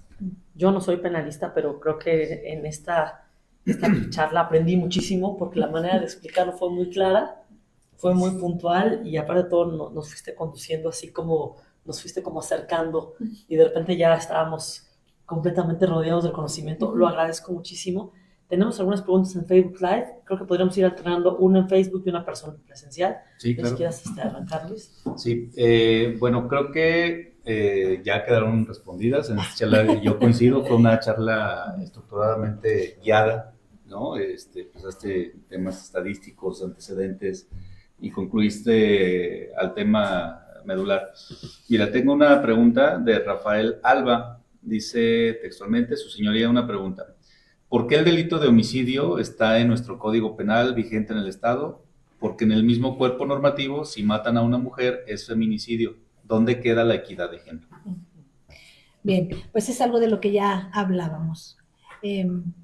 No podemos hablar, no se identifican los asesinatos de hombres en las mismas condiciones de los asesinatos de mujeres. Más aún, y por eso todo este antecedente, establecido que las condiciones de desarrollo en la vida ordinaria y cotidiana de los hombres y las mujeres no son las mismas. Por ello, pues no podríamos, cuando hablamos de discriminación o de un trato desigual, es cuando se afecta negativamente con esa distinción los derechos de una persona. En este caso, con la tipificación del feminicidio, no se desconoce el derecho de que la vida del resto de las personas, los hombres, sea protegida, porque no es que se desproteja por la tipificación del feminicidio la vida de los hombres, o que no se considere como meritoria de protección. Sino que lo que se realiza es el reconocimiento de que en el caso de las muertes de las mujeres no se habla solo de la privación de la vida, sino de que ésta se genera producto de esas desigualdades estructurales. Por eso creo que no es un entorno de desigualdad y no es la tipificación del feminicidio, no podría hablarse de discriminación hacia los hombres, porque no se está desprotegiendo la vida de los hombres, la vida de los varones con la tipificación del feminicidio, sino solamente reconociendo que los asesinatos o las muertes violentas de mujeres se dan en contextos distintos, y que se busca entonces, por esos contextos diferentes, no solamente como bien jurídico proteger la vida, sino también la igualdad sustantiva a la que tienen derecho, que, como yo decía, deriva de estos estereotipos o constructos sociales que no son trasladables a los hombres, porque esos estereotipos que ciñen o rigen en el caso de exigir a las mujeres ajustarse a ciertos cánones no son los que se exigen a los hombres en el contexto claro de este tipo de violencias. Bien, vamos, si hay alguna en vivo, y luego tengo aquí una en Zoom. ¿Alguna en vivo? Hola, maestra, buenas noches. Buenas noches. A lo largo de su experiencia, ¿cuáles considera que son las principales fallas quizá en la Fiscalía que le han llevado quizá a absolver casos de feminicidio o a reclasificarlos a homicidios, por ejemplo? Creo que con independencia de algún asunto en particular que ahorita no me viene a la mente, pero sí identificaría el principal problema en las investigaciones, incluso no solo en las investigaciones, sino en el análisis de los elementos probatorios, de los elementos que se llevan a juicio, el diseñar los contextos. En ocasiones, precisamente porque normalizamos este tipo de violencias, porque lo minimizamos, porque lo justificamos, no se identifican adecuadamente los contextos en los que existen estos asesinatos o muertes violentas de las mujeres, y no se investigan suficientemente estos contextos. Y cuando llegan a juicio, en el caso en el caso de los asuntos que se postulan y llegan a juicio, en el desahogo probatorio y en el análisis de estos elementos que se llevan, creo que puede generarse también la deficiencia de un análisis inadecuado de estos contextos en los que ocurren las muertes violentas, porque ignorar precisamente esos contextos o no identificarlos adecuadamente es lo que no permite guiar una investigación adecuada para lograr encuadrar ese contexto en el que el particular asesinato de una mujer ocurrió, identificarlo con una cuestión de género. Ignorar también estos contextos, minimizarlos, es lo que también consideraría no solamente incide en una investigación inadecuada del hecho, sino incluso también en una respuesta judicial inadecuada. Y ello derivado de lo que mencionaba al inicio de la ponencia, pues estos constructos estructurales que tenemos arraigados hasta los huesos, están arraigados en las personas, y son personas las que investigan, y somos personas las que juzgamos, y que si no logramos identificar adecuadamente estos contextos, pues entonces las investigaciones no van a ser guiadas adecuadamente y las respuestas judiciales en el análisis de los elementos de juicio tampoco van a ser las adecuadas. Muchas gracias. A ver, tenemos aquí en Zoom a Guillermo García Ruiz. Hola, Guillermo. Hola, ¿qué tal? ¿Me escuchan? Sí. Sí. Muchas gracias. Pues antes que nada, felicitarle y reconocerle por esta disertación. La verdad es que me ha gustado mucho y creo que ha hablado un poco de todo y creo que muy, muy enriquecedor, maestra jueza. Yo tengo ahí un comentario y una pregunta. Hace algunos años ya, a lo mejor por pandemia, tuve la oportunidad de conocer un caso en Guanajuato capital de una mujer joven que viajaba en un Uber y no alcanzó a llegar a su destino, se corta el viaje a la mitad. En ese momento me toca conocer el contexto porque tenía una relación muy cercana con los familiares de esta persona. Yo hice algunas recomendaciones y fueron al Ministerio Público a presentar su denuncia. Lo terrible es que al llegar al Ministerio Público, pues se encontraron con algún servidora pública que no le supo dar la atención adecuada, ¿no? Lo clásico que hemos escuchado en otros casos, a lo mejor de ven mañana, a lo mejor ya apareció la mujer, etcétera, pero creo que ahí se hizo patente que sobre todo los servidores públicos a veces a lo mejor no están o no estamos capacitados para poder atender este tipo de momentos complejos.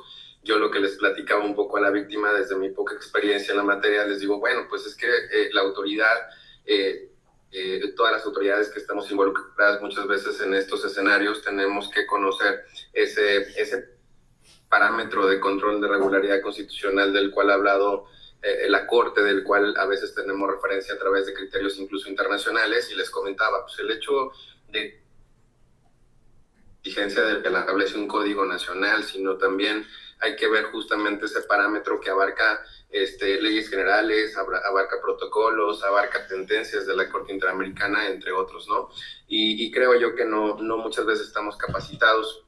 Hace poco, pues, como bien lo saben, se decretó una alerta de género al estado de Guanajuato, justo por estas situaciones o muchas de las situaciones que usted comenta, particularmente por violencia feminicida en contra de las mujeres, desaparición forzada, temas muy, muy complicados, y feminicidio sobre todo, otro tema que usted abordaba.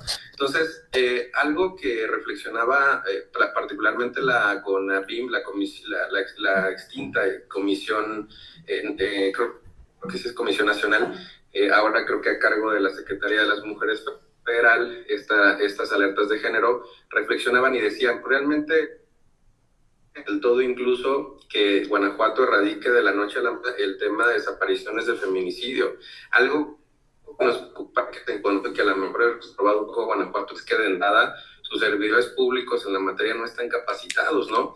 Entonces, creo que la alerta nos viene a hacer una reflexión muy importante un poco y a repicar ahí las campanas de que tenemos mucho por hacer en el estado de Guanajuato. A mí me gustaría saber, desde la visión que tiene usted como jueza, desde la trinchera que ocupa usted, pues cuál es la visión de qué es lo que tiene que hacer Guanajuato, cuáles serían los primeros pasos, pues para poder a lo mejor estar del otro lado. Más allá de cumplir con un estándar a lo mejor federal o local o de un grupo interdisciplinario, es cuáles son los pasos a seguir para sobre todo pues, lograr esa erradicación de la violencia contra la mujer y particularmente sobre estos señalamientos particular que tiene nuestro Estado. Muchísimas gracias y felicidades. Muchas gracias. Yo hablaba hace unos momentos en torno a que esta obligación estatal que se tiene para erradicar la violencia en contra de las mujeres no se limita a la modificación de textos legales y a la modificación de textos constitucionales. Tampoco a la creación de tipos penales específicos, porque estos por sí solos no resolverán la problemática. Las modificaciones legales, si no son acompañadas de medidas, de políticas públicas, de programas que prevengan, y no solo que prevengan, que modifiquen sustancialmente los constructos sociales que son el origen de este tipo de violencias, pues difícilmente logrará erradicarse. Creo que la función estatal o la respuesta del Estado no debe limitarse a los textos legislativos, sino a la implementación de herramientas, de medidas, de programas, desde las infancias, en las adolescencias, para cambiar, modificar sustancialmente. Para que no tengamos tan normalizado lo que ha estado explicando, porque, ¿no? Exactamente. Que lo podamos detectar, que digamos, ahí hay violencia, ahí no está bien. Porque en tanto estos constructos sociales no se modifiquen, pues de poco servirán las modificaciones legislativas. Entonces, mucha educación. Así es. Creo que políticas públicas en ese sentido es lo que generaría un mayor cambio. Y no es que no existan, por supuesto existen, se han implementado, pero creo que se necesita mayor rigor, mayor esfuerzo todavía, porque no se ha hecho todo en este tema. Tengo yo otras 2 preguntas, pero las voy a juntar porque van por el mismo... Nos vamos a amanecer hablando de esto, está muy interesante. Les dije que iba a ser muy interesante. Entonces, una primera es de Juanma Sanz. Hablabas tú hace un rato de tu posición personal al respecto de quién era el sujeto pasivo del delito de feminicidio. Sí. Tiene que ver con esto y dice Juanma Sanz, en caso de transgénero, ahí también sería feminicidio. Y la otra pregunta que está relacionada es de Isi Aguilar. Dice, ¿se aplicaría cuando una persona con atributos físicos, biológicos, anatómicos de mujer se identifica como hombre? Si en ambos se aplicaría. Uno que fuera transgénero y una persona que es mujer, entiendo, que tiene sus atributos, pero que se identifica como hombre. Sí, en ambos supuestos mi respuesta sería sí. En el primero de los supuestos de mujeres transgénero, precisamente por lo que yo hablaba hace unos momentos, el término mujer empleado en la descripción del feminicidio no puede limitarse a la concepción o a la definición tradicional de mujer relacionada netamente con atributos naturales o biológicos, sino con identidades incluso, porque eso es lo que responde a nuestro contexto actual de derechos humanos. Y en el caso de una mujer que se identifica con otro género, consideraría incluso que puede ser víctima y cometerse feminicidio en contra de ella, porque hace unos momentos hablaba de este estereotipo de la feminidad que debe privar en las mujeres. Y si la mujer sale de esa feminidad, si tiene identidades o preferencias distintas a esa feminidad, pues también puede ser causa de que por salir de ese canon, por salir de ese guión que la sociedad le ha establecido, se busque castigarla y privarle de la vida. Entonces encontraría que también la respuesta es sí. Sería sí para ambos. Bueno, pues ahí está la respuesta. No, sí, creo que hay más preguntas en su... Voy a tratar de... pero no sé si aquí seguimos en el orden, ¿no? Sí, personal. ¿Hay alguna aquí? ¿Inquietud? Aprovechen a la... No, chavos, todo clarísimo. Creo que la maestra Angie les va a hacer preguntas durísimas en el parcial. Entonces, más vale que les haya quedado clarísimo. Pues si no pasamos a Zoom, creo que hay más preguntas. Aquí me preguntan cuál es la diferencia entre la fracción tercera y cuarta del 153A a su criterio. Vamos a verlas. Y cuáles son los elementos probatorios indispensables para acreditar las razones de género.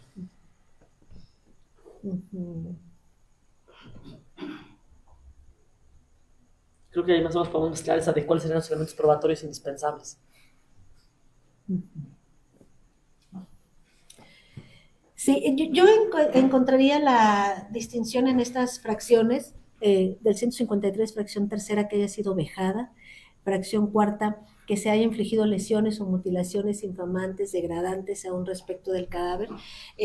Cuando yo hablaba hace unos momentos de que podemos identificar estas cuestiones o contextos de género en cada una de estas fracciones, hacía referencia a cómo se producen las muertes de las mujeres, cómo los medios empleados para los asesinatos o las muertes violentas, la producción de muertes violentas de las mujeres, pues son muy específicos y muy distintos a aquellos en los que las muertes de los varones se presentan.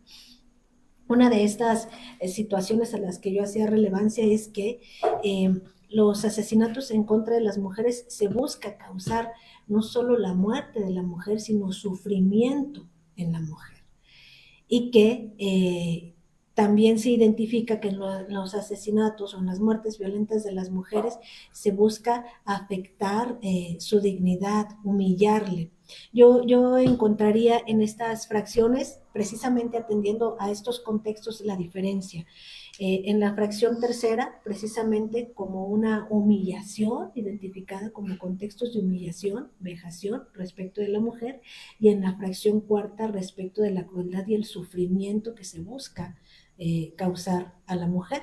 Por ello entendería la distinción en estas dos fracciones. Y tenemos ya por última, dice, en el contexto donde la Suprema Corte ha establecido que las muertes violentas de mujeres deben de investigarse bajo el protocolo de feminicidio con perspectiva de género, ¿cómo puede el juzgador garantizar el principio de presunción de inocencia y valoración objetiva de la prueba cuando gran parte de los indicios de feminicidio se basan en elementos contextuales o estructurales de violencia de género y no necesariamente en pruebas directas del motivo de odio o violencia contra la mujer? Y lo dice, excelente disertación. También hay muchas felicitaciones. Creo, esta es una pregunta muy, muy interesante porque encuentro que tiene relación con esto que yo hablaba en último término en la charla que hemos tenido. La distinción de privar o producir la muerte de una mujer por cuestiones de género, de la intención feminicida o la intención de odio o la intención misógina en quien lo realiza. Creo que es importante distinguir esto, porque si no podemos confundirnos y pensar que para la existencia de un feminicidio es necesario que quien priva de la vida a una mujer tenga ese odio en contra de la mujer, tenga esa intención de matarle por una cuestión misógina, y eso, hablaba hace unos momentos, no es necesario para configurar el dolo al que se refiere el delito de feminicidio, que hace referencia a que los contextos objetivos, y es ahí donde encontraría la trascendencia de la pregunta que hace el compañero, los contextos objetivos, esos que pueden identificarse a través de elementos probatorios de carácter objetivo, indiquen presente una cuestión de género, indiquen presente la cuestión de que hubiera sido no si el hombre odiaba a quien mató, sino que estuvo presente un abuso o violencia sexual como situación previa al antecedente o a la muerte de la mujer. Eso es por un lado, porque la pregunta la encuentro tiene dos matices. Por un lado, que veo más enfocado a la motivación o a la necesidad de demostrar la motivación feminicida, de lo cual, insisto, no coincido que deba demostrarse una intención feminicida en quien lo ejecuta. Ello porque incluso si analizamos, pues es difícil encontrar, sería científicamente imposible conocer cuál era la intención o qué era lo que pensaba quien ejecutó ese delito, a efecto de escudriñar con prueba objetiva y científica que esa era su intención. Y entonces, pues eso no sería viable y no es lo que, en mi entender, debe entenderse como el dolo o el reconocimiento de una cuestión de género en quien ejecuta el delito. no es escudriñar en la intención de odio, misógina, feminicida que tenía quien lo ejecutó, sino que el contexto objetivo, las circunstancias que rodean y se prueban, por supuesto, de la ejecución de la muerte violenta de una mujer puedan relacionarse con estos razones de género. Y que, por supuesto, no se van a adivinar, no se van a suponer los pensamientos, las intenciones de quien lo ejecutó, sino analizar el contexto de las cuestiones subjetivas que son palpables y valorables. Y bueno, el otro matiz de la pregunta que tiene que ver con la presunción de inocencia, pues esto tiene que ver cómo es que la perspectiva de género no incide en la presunción de inocencia. De una manera muy, muy breve y procurando ser muy sencilla en la respuesta, diría que perspectiva de género no significa atender la denuncia de la mujer porque es mujer, que baste la declaración de la mujer para tener por demostrada los hechos que denuncian. No, analizar con perspectiva de género no es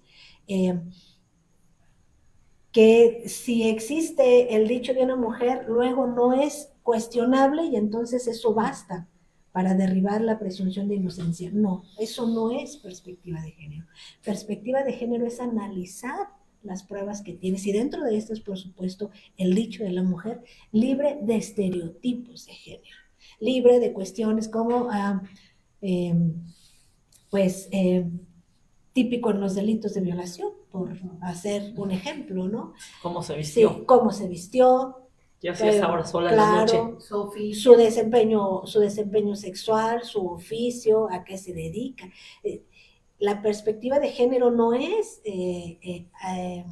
asumir, exactamente, sino valorar la prueba de la que dispones sin estos estereotipos de género. Entonces creo que entendida así la perspectiva de género, que impone incluso efectivamente en el análisis de estos casos de violencias en contra de las mujeres, no supone una violación al principio de la presunción de inocencia. Katia, si me permites ya brevemente, porque este ha sido un escenario desde que inició, donde se tuvo la intención de que nos conocieran a nosotros como jueces, que vieran nuestro trabajo, y este tema es fundamental. Creo que mucho coincido completamente en relación a buscar esta solución en las sociedades, empezando por nosotros mismos como ciudadanos, no como funcionarios, sino incluso desde la educación de nuestros hijos ir viendo este tema. Pero atendiendo a este contexto, pues aquí te voy a comprometer y nos vamos a comprometer. Aquí también está Rocío que nos acompaña como juez, porque al final hay una exigencia también para nosotros, ¿no? Y tú lo has dado en el clavo, el punto de explicar en una sentencia, hacia la maestra también una pregunta, ya sea absolutoria, sea condenatoria, pero tenemos que explicar y tenemos que argumentar al respecto. Ya desde este asunto que tocabas ya del campo algodonero, pues se generó ya el cambio pues, paradigmático en nuestro país. Es un puntal, me atrevo a decir a nivel latinoamericano, mundial, este asunto, y de ahí surge pues todos los cambios que hubo aquí en México, ¿no? Particularmente este protocolo que había para resolver con perspectiva de género. Lo traigo a colación porque estaba buscando por aquí, tocaste un punto.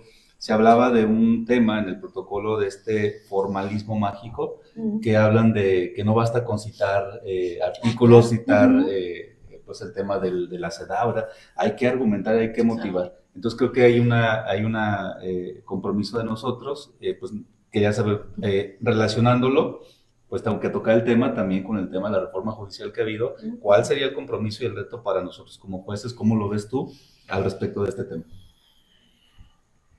Particularmente el tema de la reforma judicial. Relacionado con lo que la exigencia para nosotros de fundar y motivar las resoluciones y que pues ya sea que emitas una sentencia absolutoria, pues que expliques por qué fue. Sí, es que fundar y motivar no es poner el artículo. Exacto. Es tomar el artículo, el caso concreto y hacer el Exacto. El la match. Exigencia para nosotros como jueces y para todos los jueces, hablo en general. Una gran preparación de argumentación judicial.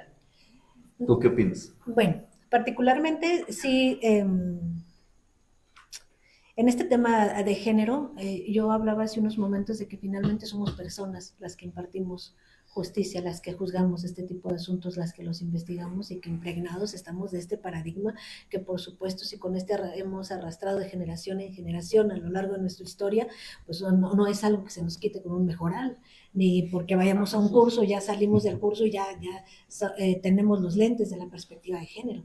Por supuesto que esto no es así, se requiere de análisis profundos, de estudios, sobre el tema particular para lograr cambiar estos paradigmas y lograr el análisis de los casos con una perspectiva verdaderamente diferente. Cambiar paradigmas pues no es algo sencillo. Yo incluso, espero no extenderme, pero hace unos días leía un libro y venía un ejercicio en el libro. Y el ejercicio en el libro era ver una imagen primero. Y después de esa imagen, que era de una mujer joven, te mandaban a ver otra imagen.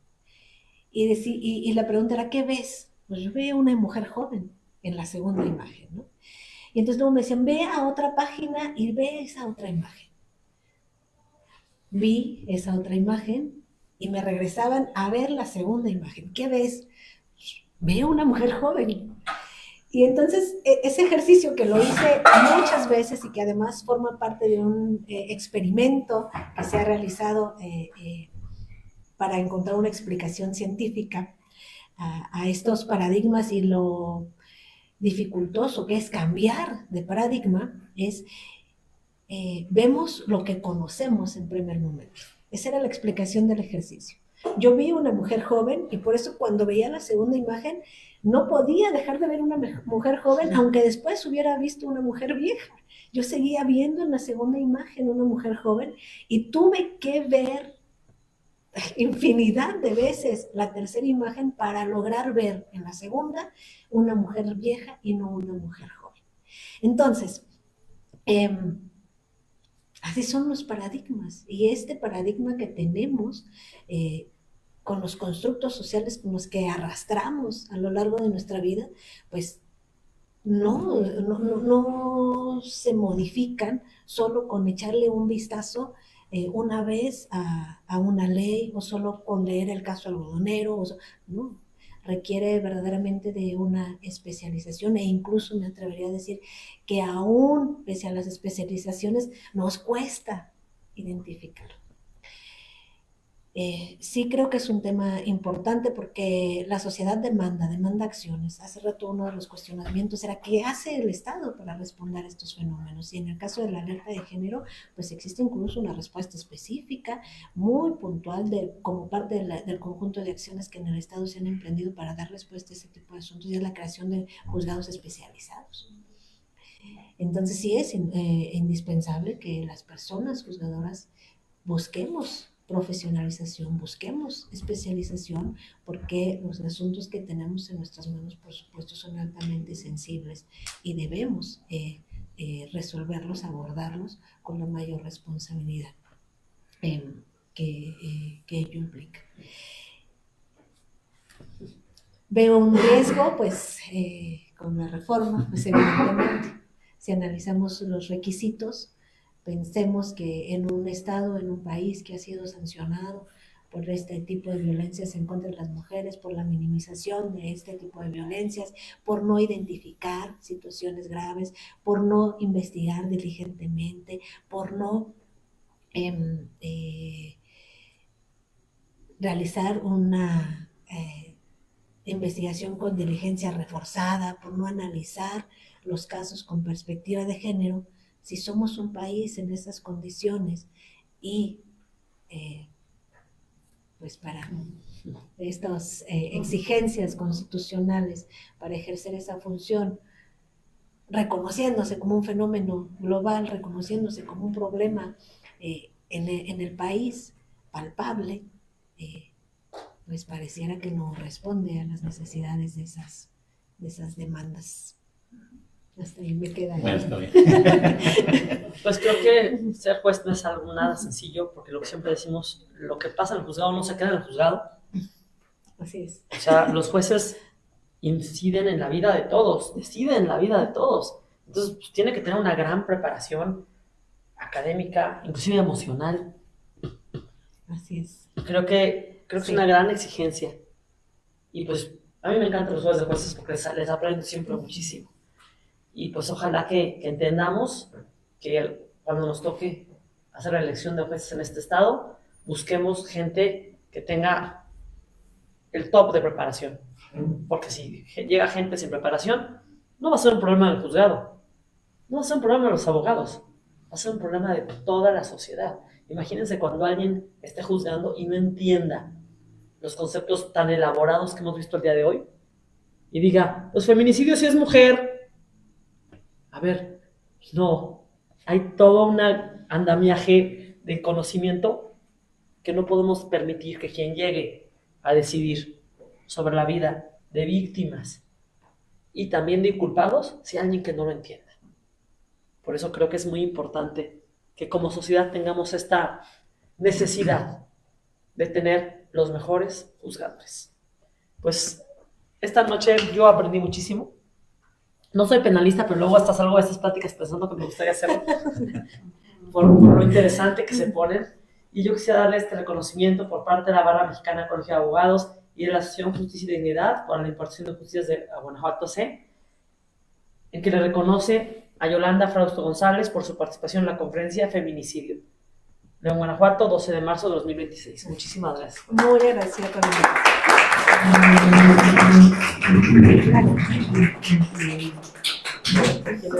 Al contrario, muchas gracias.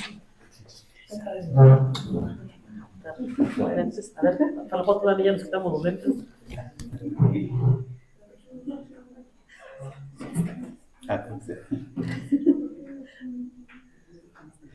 Y vengan todos para la foto también. Muchas gracias a los que nos acompañaron en línea. Buenas noches. Gracias, buenas noches. Record.